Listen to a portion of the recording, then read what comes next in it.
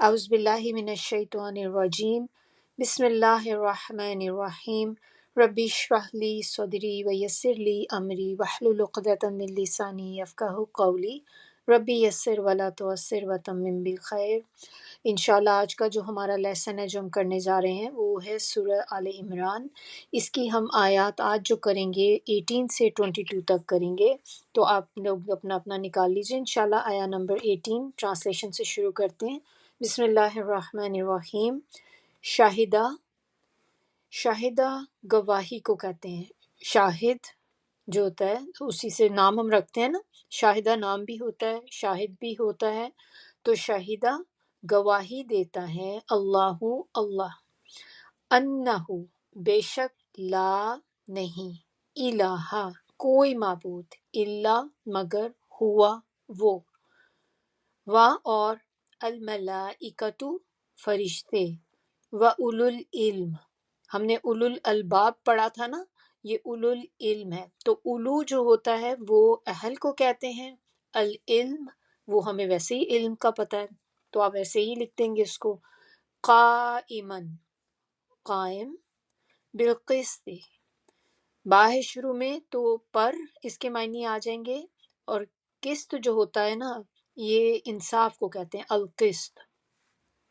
تو آپ کیا اکٹھا کریں گے؟ انصاف پر، لا نہیں، الہ کوئی معبود، الا مگر، ہوا وہ۔ اب اوپر دیکھیں آپ، بالکل یہی تھا اوپر بھی، تو اگر آپ یاد کر رہے ہوتے ہیں تو کتنا آسان ہو جاتا ہے نا یہ، کہ آپ نے آلریڈی یاد اوپر کیا ہے تو ایک ہی آیت میں 2 دفعہ یہ چیز آ گئی ہے۔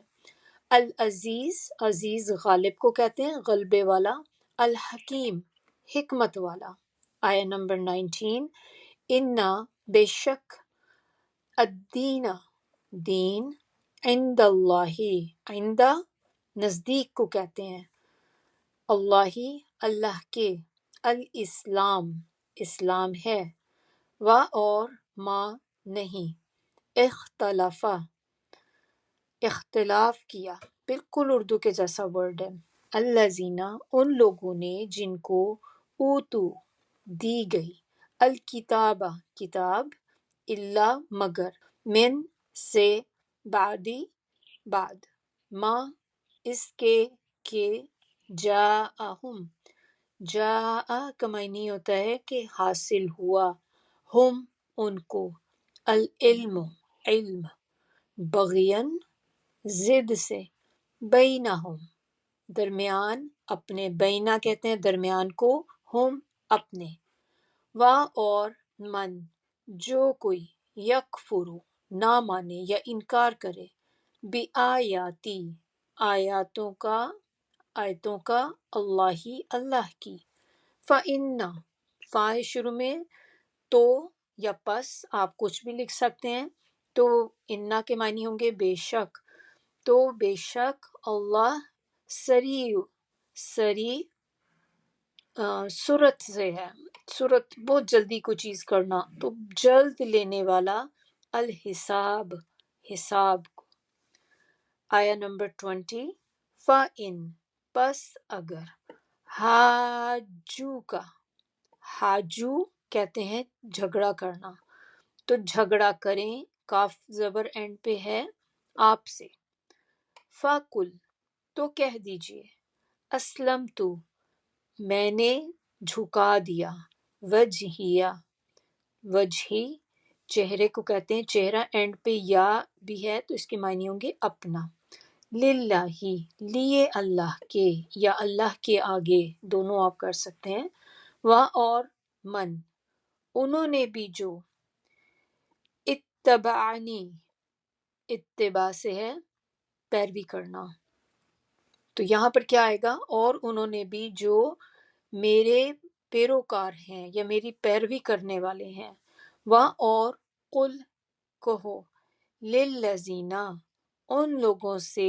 جنہیں اوتو دی گئی، الکتاب کتاب، والامیین امی ہم نے پہلے اس کو پڑھا ہوا ہے کہ یہ کس کو کہتے ہیں؟ ان پڑھ کو کہتے ہیں۔ اسلمتم شروع میں جو ہوگا تو اس کے معنی ہوں گے کیا، اسلمتم اسلام لاتے ہو تم، فَإِن پس اگر اسلموا اسلام لے آئیں، وہ واو والی فینڈ پہ ہے تو معنی ہوں گے وہ سب، پلورل کے لیے آ رہا ہے، فقد تو تحقیق، اہتدوا ہدایت پالی، ہدایت ہے نا درمیان میں خدا، تو اہتدوا ہدایت پالی، و اور ان اگر تولو نہ مانے یا منہ پھیر لیں، فَإِنَّمَا تو بے شک عَلَيْكَ اعلیٰ اوپر کاف زبرن پہ ہے تم، البلاغ پہنچا دینا، واللہ اور اللہ بصیر دیکھ رہا ہے، بالعباد بندوں کو۔ آیا 21 انا بے شک الذین جو لوگ یکفرون انکار کرتے ہیں یا نہیں مانتے، بھی آیاتی آیتوں کو، اللہ کی، وَيَقْتُلُونَ اور قتل کرتے ہیں، النبیین نبیوں کو، بغیر حق بغیر کے معنی آپ کیا کریں گے، نا حق، وَيَقْتُلُونَ اور قتل کرتے ہیں، الذین ان کو جو یأمرون حکم دیتے ہیں، بالقسط ساتھ انصاف کے، من سے الناسی لوگوں، فبشرہم فاہ شروع میں پس بشر خوشخبری دو، بشارت کہتے ہیں نا ہم اردو میں، بشارت ہے یہ، اور بشرا نام بھی رکھتے ہیں کہ یہ اچھی خوشخبری آئے گی اس کے بعد، تو وہی چیز ہے، خوشخبری دو ہم ان کو، بھی عذاب عذاب کی، علیم دکھ دینے والا۔ آیا 22 اولئک یہی الذین لوگ جو حبطت جو چیز ضائع ہو جائے، برباد ہو جائے کوئی چیز، اعمالہم اعمال ان کے، فی میں الدنیا دنیا، والآخرہ اور آخرت، و اور ما نہیں، لہم لیے ان کے، من کوئی ناصرین مددگار۔ چلیے انشاءاللہ اب ہم دیکھتے ہیں ان آیات کو۔ آیا نمبر 18، بسم اللہ الرحمن الرحیم۔ اللہ تعالیٰ فرشتے اور اہل علم اس بات کی گواہی دیتے ہیں کہ اللہ کے سوا کوئی معبود نہیں، اور وہ عدل کو قائم رکھنے والا ہے، اس غالب اور حکمت والے کے سوا کوئی عبادت کے لائق نہیں۔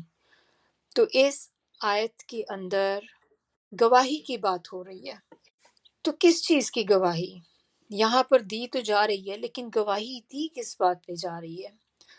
گواہی دی جا رہی ہے کہ اللہ کے سوا کوئی الہ نہیں، اللہ اکیلا ایک ہی ہے، وہی ہے جس کی ہم نے عبادت کرنی ہے، اور اس کے علاوہ کوئی عبادت کے لائق نہیں۔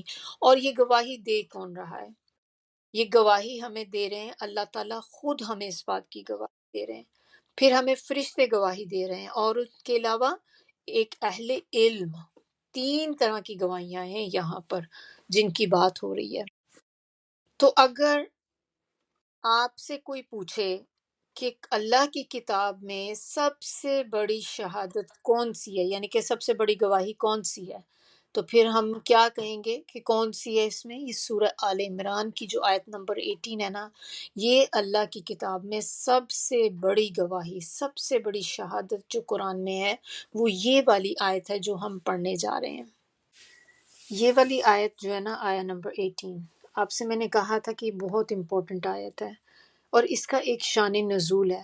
اب وہ دیکھ لیتے ہیں کہ کیا ریزن تھی اس آیت کے اترنے کی۔ تو اس کے بارے میں کہا جاتا ہے، اس کو نا آیت شہادت بھی کہا جاتا ہے، جیسے ہم نے پہلے بھی دیکھا تھا سورہ بقرہ میں بھی آیت دین تھی، تو اس طرح سے جیسے کچھ ان کی وجہ سے ان کا نام رکھ دیا جاتا ہے، تو یہ والی بھی جو ہے اس کو آیت شہادت کہا جاتا ہے، اور یہ ایک خاص ایک شان ہے اس کی اپنی۔ تو اب اس کا دیکھتے ہیں اس کے بارے میں کہ اس کا شان نزول کیا ہے۔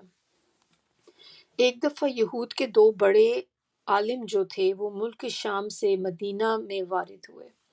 مدینہ کی بستی کو دیکھ کر آپس میں تذکرہ کرنے لگے کہ یہ بستی تو اسی طرح کی لگتی ہے جس کے لیے تورات میں پیشن گوئی آئی تھی کہ اس میں آخری نبی جو ہوں گے ان کا قیام ہوگا۔ اس کے بعد ان کو اطلاع ملی کہ یہاں کوئی بزرگ ہیں جن کو لوگ نبی کہتے ہیں، تو یہ حضرت صلی اللہ علیہ وآلہ وسلم کی خدمت میں حاضر ہوئے۔ آپ پہ جیسے ہی نظر پڑی تو وہ ساری صفات جو تھیں وہ آنکھوں کے سامنے آ گئیں جو انہوں نے اپنی کتاب تورات میں پڑھی تھیں، کیونکہ تورات میں آپ صلی اللہ علیہ وسلم کے لیے یہ ساری باتیں بتائی گئی تھیں کہ ان کا حلیہ، ان کی ہر چیز جو تھی اللہ تعالیٰ نے اس میں بتائی ہوئی تھی۔ تو وہ فوراً پہچان گئے اور انہوں نے حاضر ہو کے عرض کیا کہ کیا آپ محمد صلی اللہ علیہ وآلہ وسلم ہیں؟ تو آپ صلی اللہ علیہ وسلم نے کہا کہ ہاں۔ پھر عرض کیا کہ کیا آپ احمد ہیں صلی اللہ علیہ وسلم؟ تو آپ صلی اللہ علیہ وسلم نے فرمایا کہ ہاں میں محمد ہوں اور احمد ہوں۔ پھر عرض کیا کہ ہم آپ سے ایک سوال کرتے ہیں، اگر آپ اس کا صحیح جواب دیں تو ہم ایمان لے آئیں گے۔ آپ صلی اللہ علیہ وسلم نے فرمایا دریافت کرو۔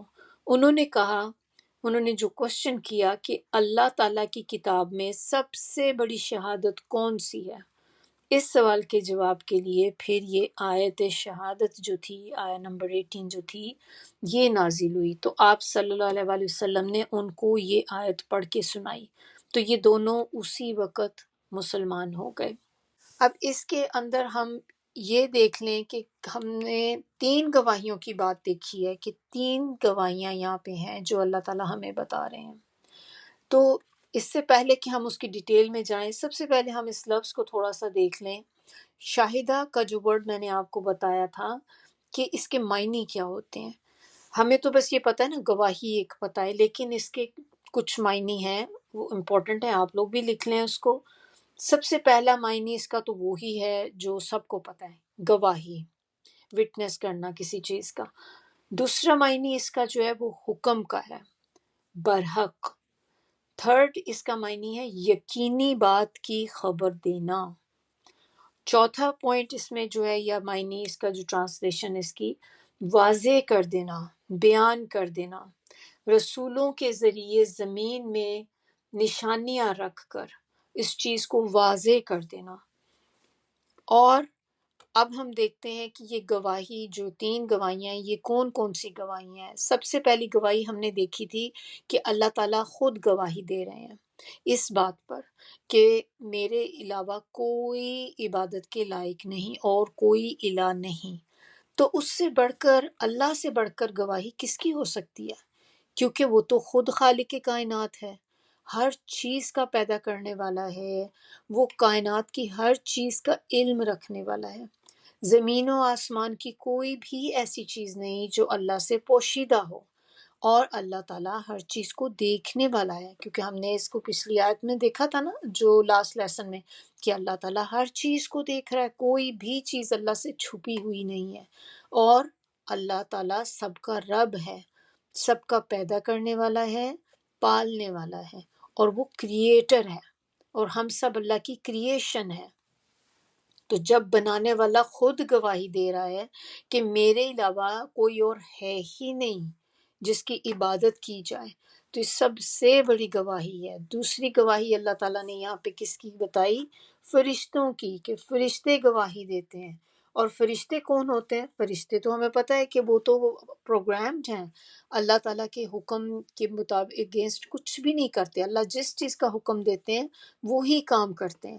اور اللہ تعالیٰ نے ان کو اسائن کیا ہوا ہے کہ فرشتوں کی ڈیوٹیز ہیں، کچھ کی جیسے ہمیں پتہ ہے روح قبض کرتے ہیں، کچھ فرشتے ایسے ہیں جو بادلوں کو دیکھتے ہیں، اسی طرح ہمارے 7 فرشتے ہوتے ہیں جو ہمارے اعمال لکھتے رہتے ہیں، پھر ہماری حفاظت کے فرشتے ہیں جو ہماری حفاظت کرتے ہیں۔ تو فرشتے اللہ تعالیٰ کے حکم کے بالکل اگینسٹ نہیں جاتے، وہ بھی اس چیز کی گواہی دیتے ہیں، کیونکہ وہ ڈائریکٹ حکم لیتے کس سے ہیں؟ اللہ تعالیٰ سے۔ اور جب اللہ سے حکم لیتے ہیں، سارے کام وہ کرتے ہیں، تو پھر ان کو اگر کوئی اور اللہ کے سوا الہ ہوتا تو ظاہر سی بات ہے کہ فرشتوں کو تو پتہ ہونا چاہیے تھا نا کہ بھئی ہمیں ایک طرف سے آرڈر نہیں آتا، ہمیں تو 2-3 طرف سے آرڈر آ رہا ہے، ایک باس ادھر بھی ہے، ایک باس ادھر بھی ہے۔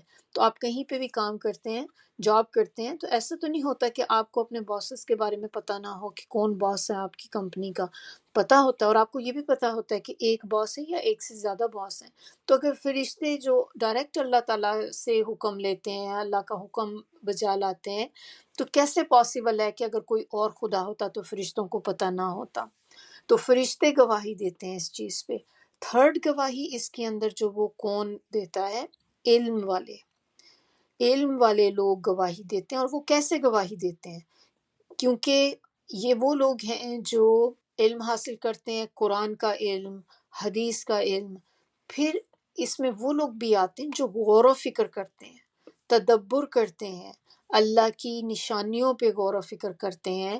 تو جب وہ اس پہ کرتے ہیں تو انہیں اللہ کا احساس ہوتا ہے کہ ایک رب ہے جو کائنات کو چلا رہا ہے۔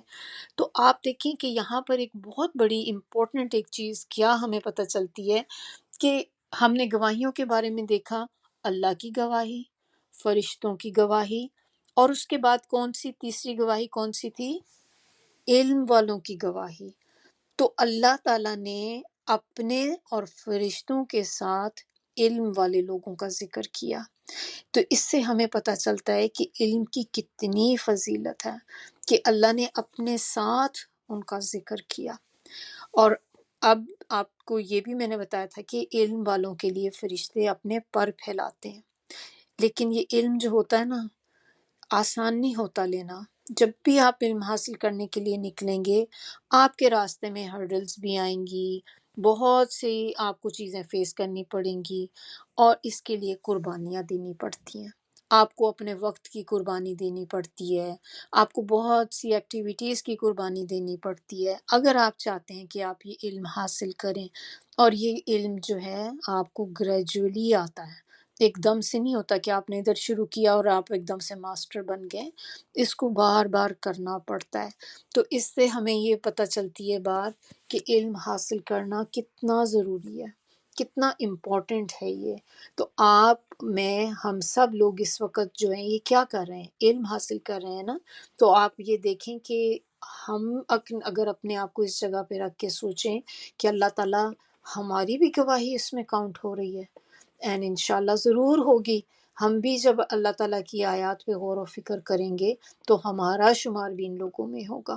تو اسی لیے جو بھی کام آپ کر رہے ہیں، جو چیز آپ سیکھ رہے ہیں، تو آپ اس کو جانیں کہ یہ ایک بہت بلیسڈ چیز ہے جو ہم سب کر رہے ہیں اس وقت بیٹھ کے، اور اس سے بہتر ہم اور کچھ نہیں کر سکتے تھے۔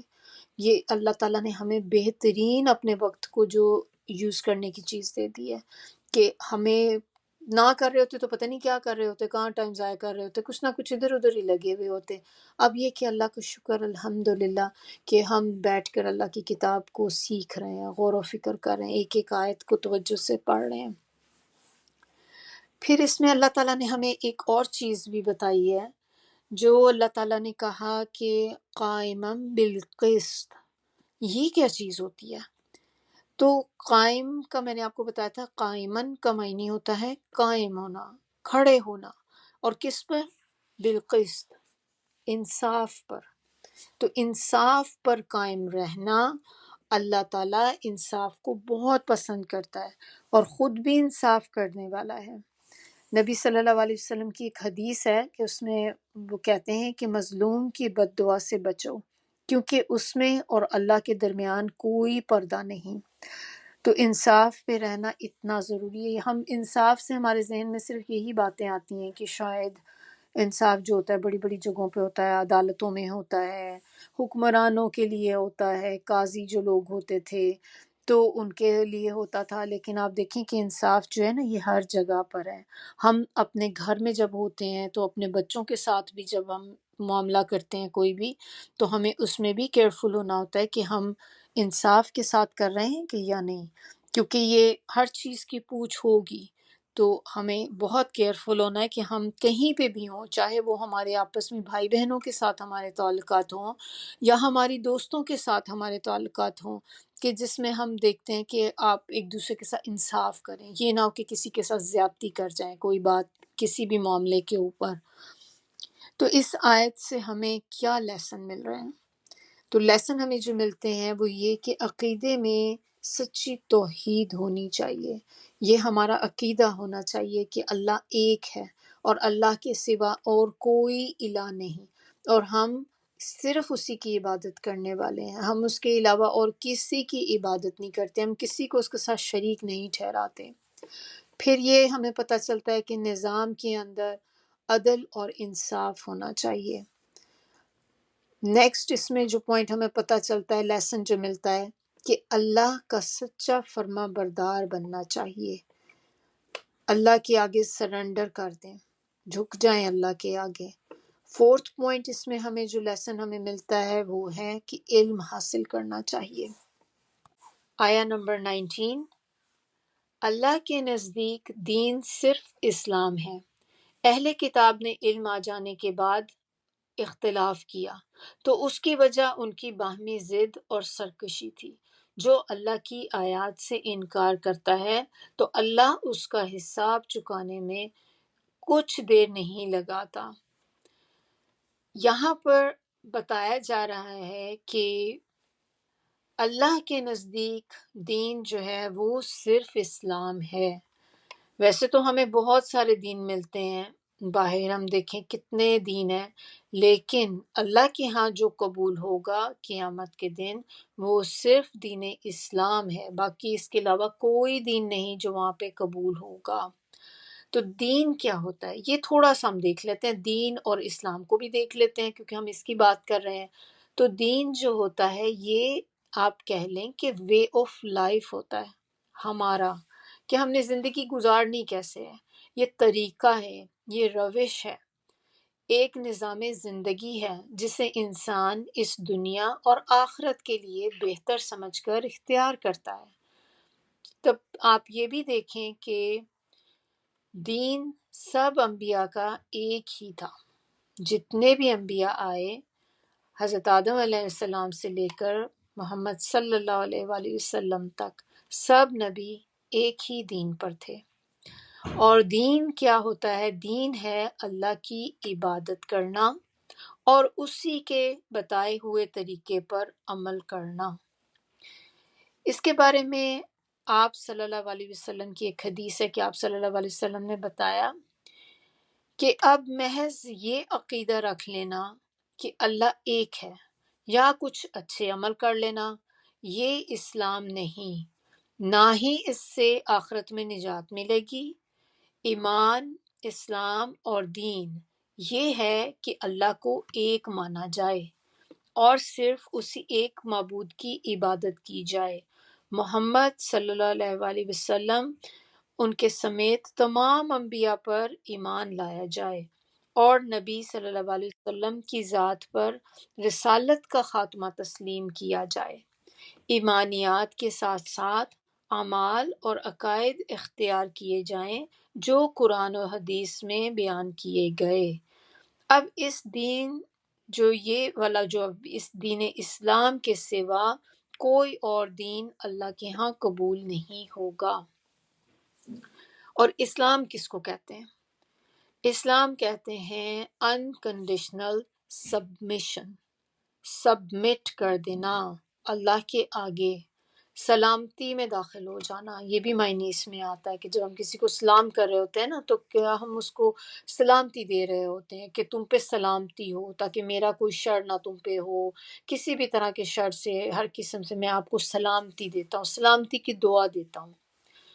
تو انکنڈیشنل سبمیشن، ایسی سبمیشن جس میں آپ کو کوئی کنڈیشن نہیں لگی ہوئی ہوتی، آپ بغیر کسی ریزن کے آپ جھک جاتے ہیں آگے. تو دو چیزیں اسلام کے اندر آتی ہیں.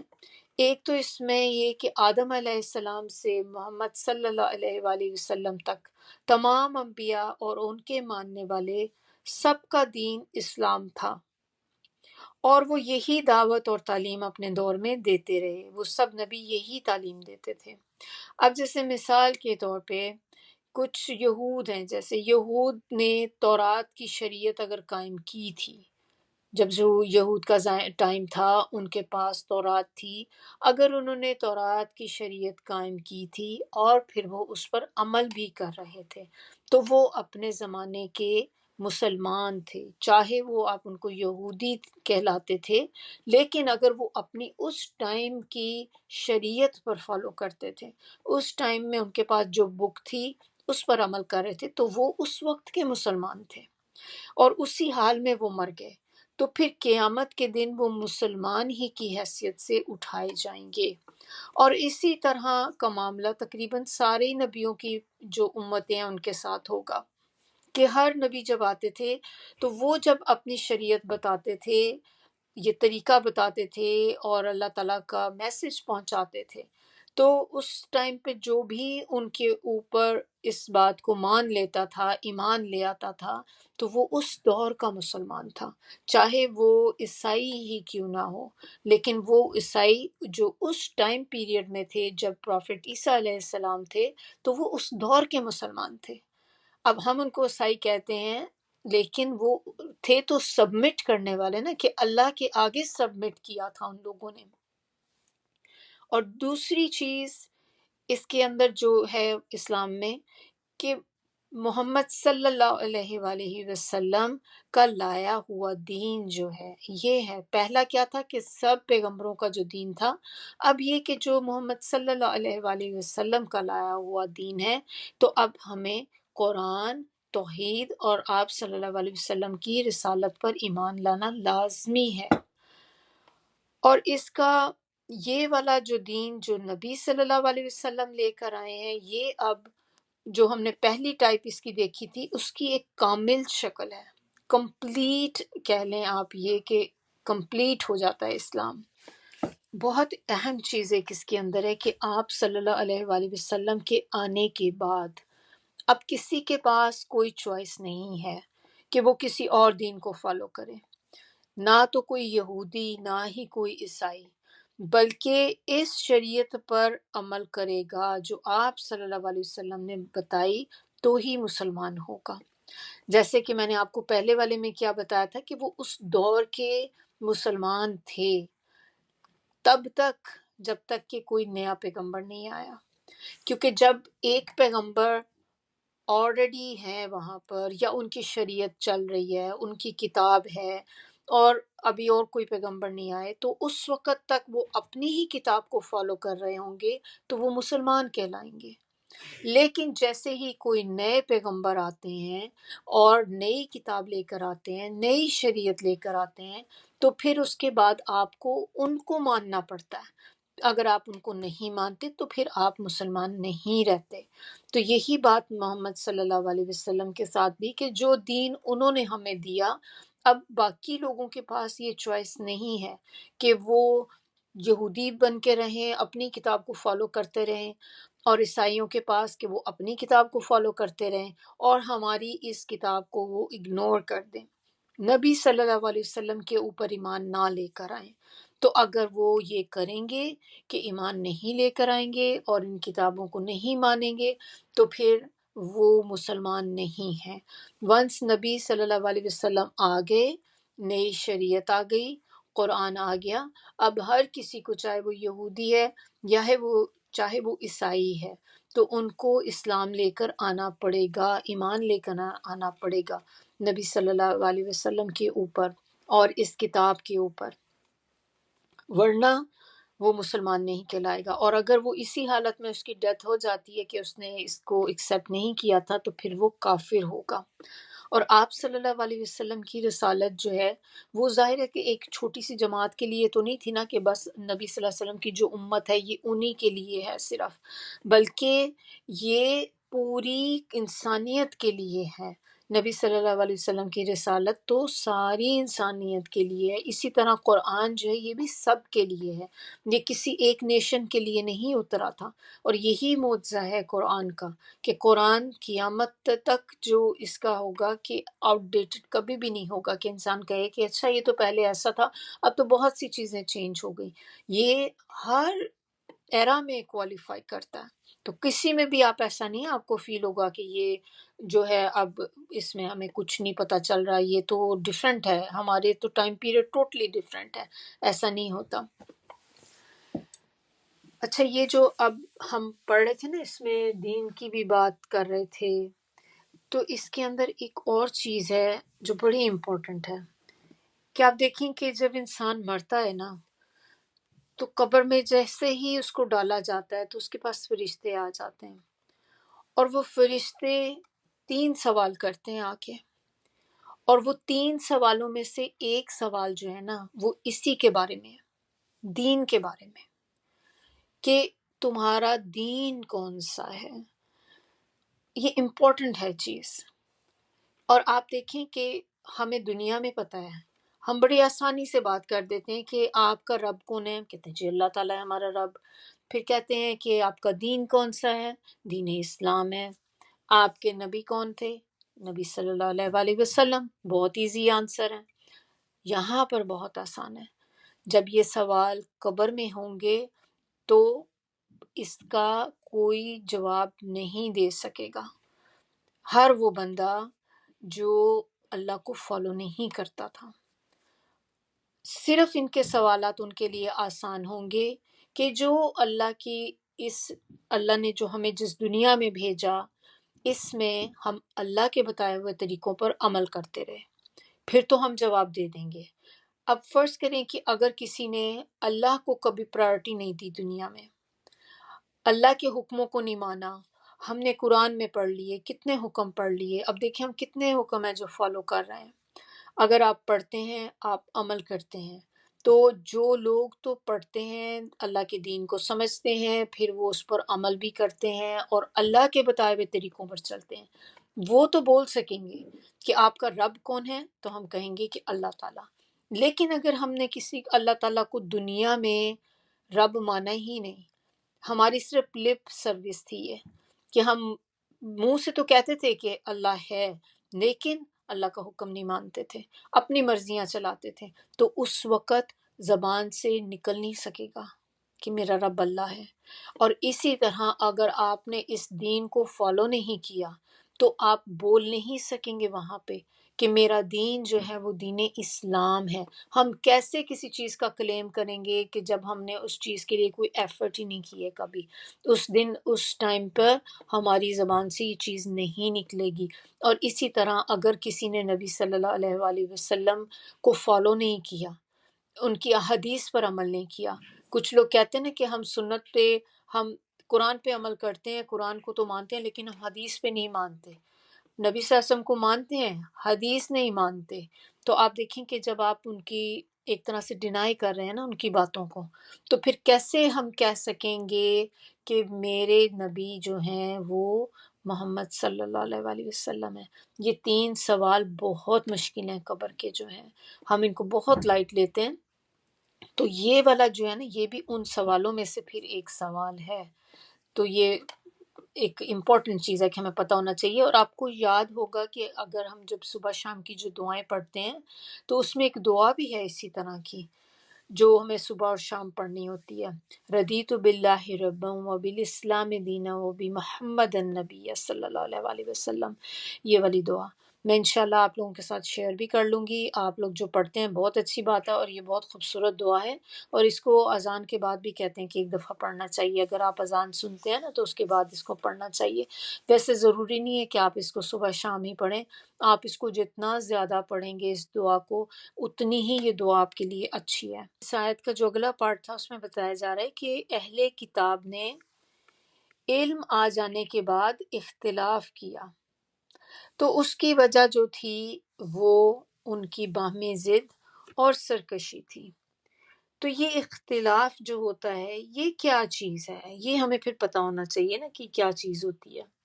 تو اختلاف سے مراد جو ہے یہاں پر یہ بھی ہو سکتا ہے کہ جو اہل کتاب لوگ تھے ان کا آپس میں اختلاف ہو، اور یہ بھی ہو سکتا ہے کہ ان کا اختلاف دوسروں کے ساتھ ہو، جیسے یہود کے کچھ فرقوں کا آپس میں ہوتا ہے، فرقے ان کا آپس میں اختلاف ہو گیا. پھر اسی طرح عیسائیوں کے فرقوں کا باہمی اختلاف ہو، پھر ایسے بھی ہو سکتا ہے کہ مسلمانوں کے فرقوں کا، جو ہم آج کل تو بہت زیادہ دیکھتے ہیں کہ مسلمانوں کے جو فرقے ہیں ان کا آپس کا اختلاف ہو، اور دوسرا اس میں یہ بھی ہو سکتا ہے کہ یہود کا عیسائیوں کے ساتھ، یا مسلمانوں سے اور عیسائیوں کا یہود سے اور مسلمانوں سے اختلاف ہو، تو کچھ بھی ہو سکتی ہے سچویشن۔ تو اللہ تعالیٰ نے یہاں پر ہمیں وجہ بتا دی کہ کیا وجہ ہے اس کی، کیوں یہ ایسا اختلاف کرتے ہیں آپس میں۔ اس کی وجہ جو ہے وہ ان کی آپس میں، یہ جو وجہ اللہ تعالیٰ نے بتائی ہے نا، یہ قرآن میں 3 اور جگہوں پہ بھی بتائی گئی ہے۔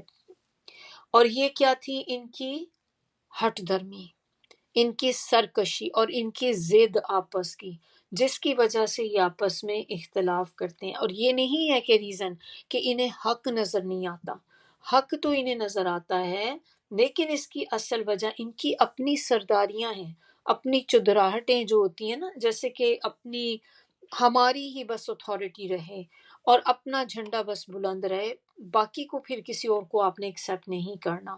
تو مین مقصد یہاں پہ کیا ہوتا ہے کہ آپ نے اپنی عزت کی خاطر، آپ نے اپنے مال کی خاطر، اپنے ایک سٹیٹس کے خاطر، اور آپ کو ایک ضد میں آپ نے کہ کیوں ہم ان کو کیوں ایکسیپٹ کریں، تو اس وجہ سے یہ آپس میں ہی فرقے فرقے ہوئے ہوئے ہیں، آپس میں ایک دوسرے کے ساتھ اختلاف رکھتے ہیں۔ اب اسی طرح جیسے تورات تھی، انجیل تھی، دونوں کتابوں میں نبی صلی اللہ علیہ وسلم کے آخری نبی ہونے کے بارے میں ذکر موجود ہے، اور ان کی نشانیاں بھی بیان کر دی گئیں، کلیئرلی بتا دیا گیا۔ اور اہل کتاب کو یہ بھی پوری طرح اس کا یقین ہو چکا ہے کہ کتاب میں جو نشانیاں ان کی بتائی ہیں وہ آخری نبی کی ہیں، اور وہ نبی برحق ہے، سب چیزیں کھول کھول کے بیان کر دی گئی۔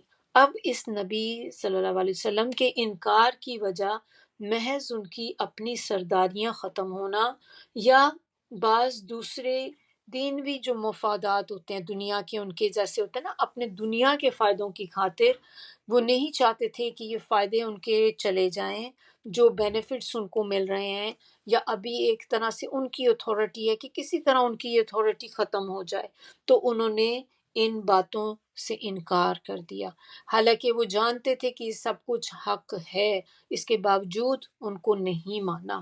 اس کے علاوہ ان کی اور کوئی ریزن نہیں تھی انکار کرنے کی۔ پھر اللہ تعالیٰ آگے کیا کہہ رہے ہیں کہ لہٰذا جو اس طرح کے لوگ ہیں، ان لوگوں کا اللہ تعالیٰ جلد ہی حساب چکا دیتے ہیں۔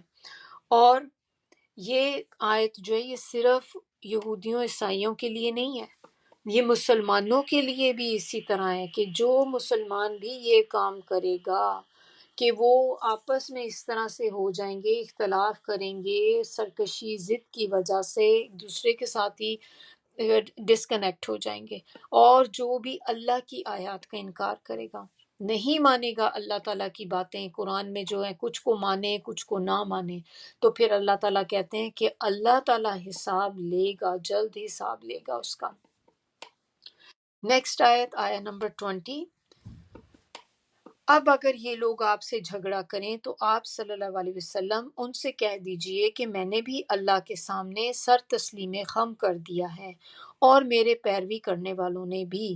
اور ان اہل کتاب اور غیر اہل کتاب سے پوچھیں کہ کیا تم بھی اللہ کے فرما بردار بنتے ہو؟ اگر وہ فرما بردار بن جائیں تو انہوں نے راہ ہدایت پا لی، اور اگر وہ منہ پھیر لیں تو آپ صلی اللہ علیہ وسلم پر صرف پیغام پہنچانے کی ذمہ داری ہے، اور اللہ اپنے بندوں کو خوب دیکھ رہا ہے۔ تو اب یہاں پر بتایا جا رہا ہے، اللہ تعالیٰ نے نبی صلی اللہ علیہ وسلم کو یہ بات بتا رہے ہیں کہ اے نبی، اگر کوئی آپ سے جھگڑا کرے تو آپ کہہ دیں کہ میں نے اپنا چہرہ اللہ کے آگے جھکا دیا ہے، اسلمت وجہی للہ، آپ بھی یہی کہیں اور آپ کے ماننے والے بھی یہی کہیں۔ تو اسلم تم کیا ہوتا ہے؟ اسلم تم اپنے آپ کو اسلام کے آگے سرنڈر کر دینا، جھکا دینا۔ جو اپنے آپ کو جھکا دے اسلام کے لیے تو پھر وہ کامیاب ہو گیا۔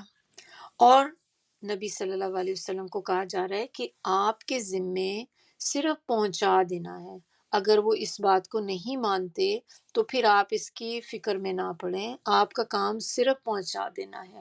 اللہ تعالیٰ جاننے والا ہے، اللہ دیکھنے والا ہے سب کو، جو نہیں لاتے یا جو لاتے بھی ہیں تو اللہ دیکھنے والا ہے، اللہ سب کو دیکھ رہا ہے۔ اور اے نبی اہل کتاب سے اور امیوں سے دونوں کو کہہ دیں کہ کیا تم اسلام قبول کرتے ہو؟ تو ایک طرح سے اسٹریٹ فارورڈ یہاں پر ان سے پوچھ لیا گیا کہ آپ نبی صلی اللہ علیہ وسلم ان لوگوں سے ڈائریکٹلی پوچھیں۔ کن سے پوچھیں؟ ایک تو اہل کتاب سے پوچھیں، اور دوسرا کس کا ذکر کیا گیا؟ امیوں کا۔ امی کیا ہوتا ہے؟ امی کہتے ہیں جو ان پڑھ ہوتا ہے، پڑھا لکھا نہیں ہوتا، جبکہ اہل کتاب جو تھے یہ پڑھے لکھے لوگ تھے، کیونکہ ان کے پاس تو کتاب تھی نا، تو علم رکھتے تھے کتاب کا۔ جبکہ امی جو ہوتے ہیں یہ ان پڑھ لوگ ہیں، اور یہ کون سے لوگ ہیں؟ ان سے مراد یہاں پر مشرکین مکہ ہیں، مشرکین عرب، جو اہل کتاب کے مقابلے میں ان پڑھ تھے، کیونکہ ان کے پاس تو کتاب نہیں آئی تھی اور ان کو علم ہی نہیں تھا۔ اہل کتاب کے پاس تو سارا کچھ تھا، ان کی اپنی اپنی کتابیں تھیں جس میں سے وہ چیزیں پڑھتے رہتے تھے، تو ان کا علم اس کے مقابلے میں بہت زیادہ تھا۔ تو ان دونوں کے بارے میں کہا جا رہا ہے کہ اہل کتاب کو بھی اور مشرکین عرب کو بھی آپ کہہ دیں اور ان سے ڈائریکٹ پوچھیں کہ کیا تم اسلام قبول کرتے ہو، سرنڈر کرتے ہو؟ تو آپ صلی اللہ علیہ وسلم نے پھر کیا کیا کہ انہوں نے سب حکمران جو تھے، ایون سلطان لوگ بھی جو ہوتے ہیں، اور اس میں مصر اور ایران وغیرہ کے جو بادشاہ تھے، تو جس جس جگہ پہ حکمران تھے، جہاں پہ کوئی سلطان تھا یا جہاں پہ کوئی بادشاہ تھے، تو نبی صلی اللہ علیہ وسلم نے سب کو خط لکھے، اور خط لکھ کر انہوں نے سب کو اسلام کی دعوت دی، اور دعوت دی کہ وہ اسلام قبول کر لیں۔ تو آپ نے خطوں میں کیا لکھا تھا؟ اسلم تسلم۔ تو کیا مطلب اس کا؟ کہ اسلام لاؤ اور سلامت رہو۔ تو اسلام لانے میں سلامتی ہے، اگر اسلام نہیں لاؤ گے تو پھر سلامتی نہیں ہے، پھر تو شامت ہی شامت ہے۔ آپ صلی اللہ علیہ وآلہ وسلم نے فرمایا، قسم ہے اس ذات کی جس کے ہاتھ میں میری جان ہے، جو یہودی یا نصرانی مجھ پر ایمان لائے بغیر فوت ہو گیا وہ جہنمی ہے۔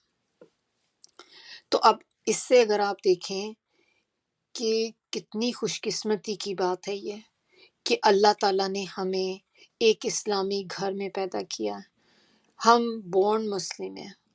کتنا بڑا احسان ہے اللہ تعالیٰ کا کہ اگر ہم ان میں سے نہ ہوتے، ہم بھی اسی طرح غیر مسلم ہوتے، کوئی اللہ نہ کرے کوئی عیسائی ہوتے، یہودی ہوتے، کافر ہوتے، کچھ بھی ہوتے، تو کتنے چانسز تھے ہمارے کہ ہم مسلمان ہو سکتے، اور اگر ہم اسی حالت میں چلے جاتے تو یہاں پر کیا بتایا گیا کہ وہ جہنمی ہے، کہ اگر اس نے نبی صلی اللہ علیہ وسلم کے اوپر ایمان نہیں لے کر آئے۔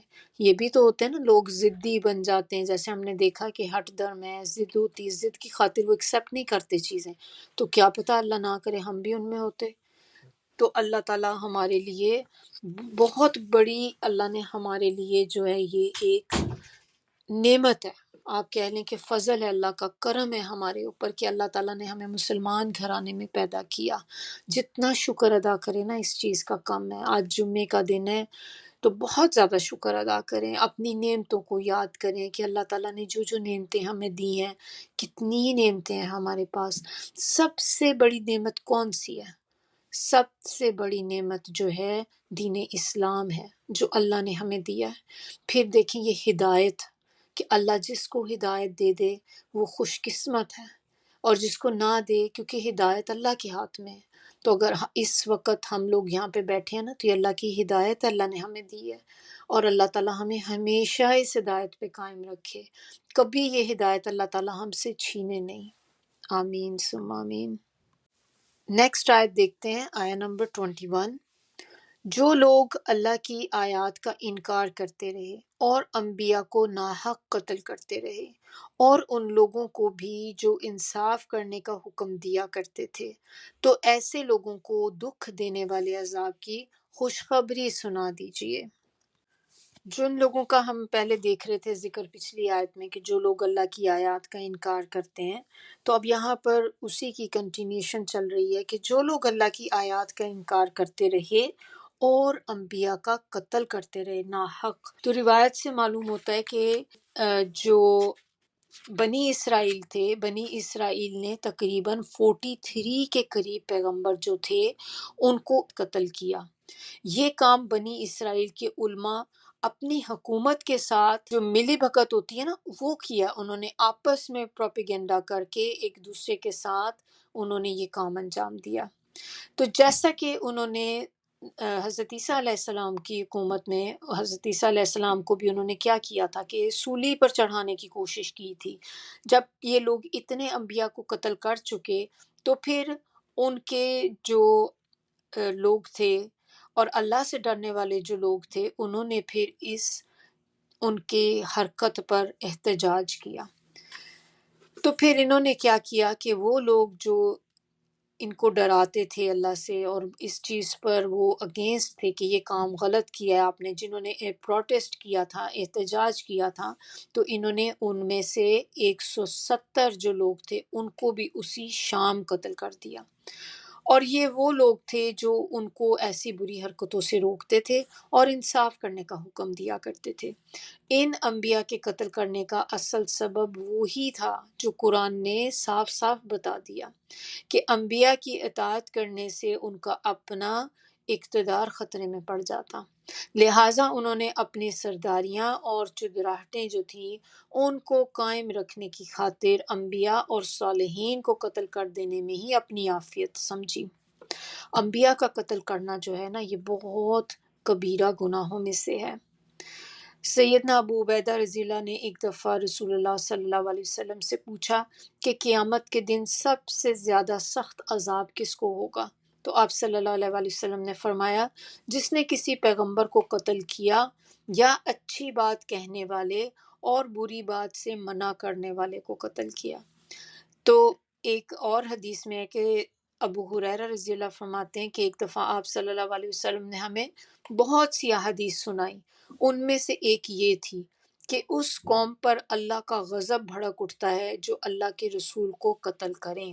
اس میں ایک بات یاد رکھنے والی ہے کہ جب ہم دیکھتے ہیں نا کہ کچھ جگہوں پہ ہوتا ہے کہ نبی ہوتا ہے، کچھ جگہوں پہ ہوتا ہے کہ رسول ہوتا ہے، تو جو نبی ہوتے ہیں اور رسول ہوتے ہیں ان میں کیا فرق ہوتا ہے؟ رسول جو ہیں وہ سارے رسول جو ہوتے ہیں نا وہ نبی بھی ہوتے ہیں، لیکن سارے نبی جو ہوتے ہیں وہ رسول نہیں ہوتے۔ تو رسول وہ والے نبی ہوتے ہیں جن کو شریعت ملتی ہے اور جن کے پاس کتاب ہوتی ہے۔ تو سب نبیوں کو کتاب نہیں ملی، سب کو شریعت نہیں ملی، تو لیکن جن کو ملی تھی وہ ان کو رسول کہتے ہیں۔ تو ایک بہت بڑا فرق اس کے اندر کیا ہے کہ نبی جو ہوتے ہیں ان کا قتل کیا جا سکتا ہے، یہ نہیں میں کہہ رہی کہ یہ میرا مطلب یہ نہیں ہے کہ قتل ان کا کرے کوئی، لیکن یہ کہ ان کو قتل کیے جا سکتے ہیں وہ، لیکن جو رسول ہوتے ہیں نا ان کو کوئی مار نہیں سکتا، ان کا کوئی قتل نہیں کر سکتا کیونکہ ان کی حفاظت اللہ تعالیٰ فرماتے ہیں۔ تو یہ ایک بہت بڑا ڈیفرنس ہے کہ نبی کو کوئی کل کر سکتا ہے لیکن رسول کو کوئی کل نہیں کر سکتا۔ تو اسی طرح جب ہم یہاں پہ پڑھتے ہیں نا کہ اتنے سارے جو نبی تھے وہ قتل ہوئے ہیں، تو ان میں آپ دیکھیں ایک یحییٰ علیہ السلام بھی تھے، ان کا بھی مرڈر ہوا تھا۔ تو اسی طرح وہ نبی تھے، تو نبی صلی اللہ علیہ وآلہ وسلم کا کتنی دفعہ انہوں نے ان کو مارنے کی کوشش کی، اب ہم سیرہ میں انشاءاللہ دیکھیں گے۔ تو بہت ساری پلاننگ یہودوں نے ان کے ساتھ کی تھی، یہودیوں نے، لیکن اللہ تعالیٰ نے ان کو بچا لیا۔ حضرت عیسیٰ علیہ السلام کا دیکھیں، حضرت عیسیٰ علیہ السلام کو بھی انہوں نے اپنی طرف سے تو سولی چڑھا دیا تھا، لیکن اللہ تعالیٰ نے ان کو حفاظت سے اوپر لے گئے، اللہ تعالیٰ نے بچا لیا ان کو، تو وہ نہیں مار سکے کیونکہ وہ رسول تھے۔ تو یہ اگر آپ کو کوئی پوچھے تو آپ کو یہ پتہ ہونی چاہیے بات کہ نبی اور رسول میں کچھ فرق ہوتے ہیں۔ اب یہاں پر ان کو ایک یہ بھی بات کہی جا رہی ہے کہ آپ خوشخبری دیں. اب خوشخبری تو اچھی چیز کی دی جاتی ہے، جبکہ یہاں پر بتایا جا رہا ہے کہ ایسے لوگوں کو دکھ دینے والے عذاب کی خوشخبری سنا دیں. تو یہ جو طریقہ ہے نا، یہ بطور طنز ایک طرح سے یہاں پر کہا جا رہا ہے کہ یہود کے لیے خوشخبری ہے. تو جو دردناک عذاب انہیں اس دنیا میں ملا، اس کا ذکر تو ہم نے پہلے دیکھ لیا نا، چیزیں دیکھ لیں کہ کیا عذاب ان کا اللہ تعالیٰ نے کیا تھا، پچھلی آیت میں بھی ہم لوگ دیکھ چکے تھے.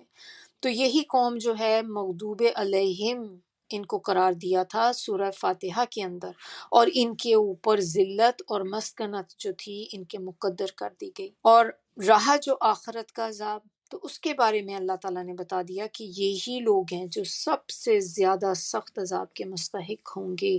تو اس کی خوشخبری آپ ان کو دے دیں کہ جو کام آپ کرتے چلے آئے ہیں اور کر رہے ہیں، تو اس کا عذاب جو ہوگا وہ کس طرح کا آپ کے لیے ہوگا.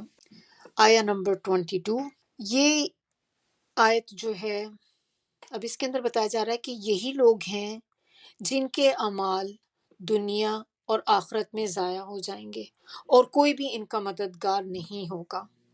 تو ہم نے پچھلی آیت میں اور اس سے پچھلی آیت میں ہم نے دیکھا کہ جن کے بارے میں بات ہو رہی تھی کہ لوگوں نے انکار کیا آیات کا، اور 21 میں بھی ہم نے پھر یہ دیکھا کہ جو لوگ اللہ تعالیٰ کی آیات کا انکار کرتے رہے، وہ سب بتانے کے بعد اب اللہ تعالیٰ نے ایک چیز تو ان کی یہ بتا دی تھی پچھلی آیت کے آخر میں کہ ان کو دکھ دینے والا عذاب ہوگا.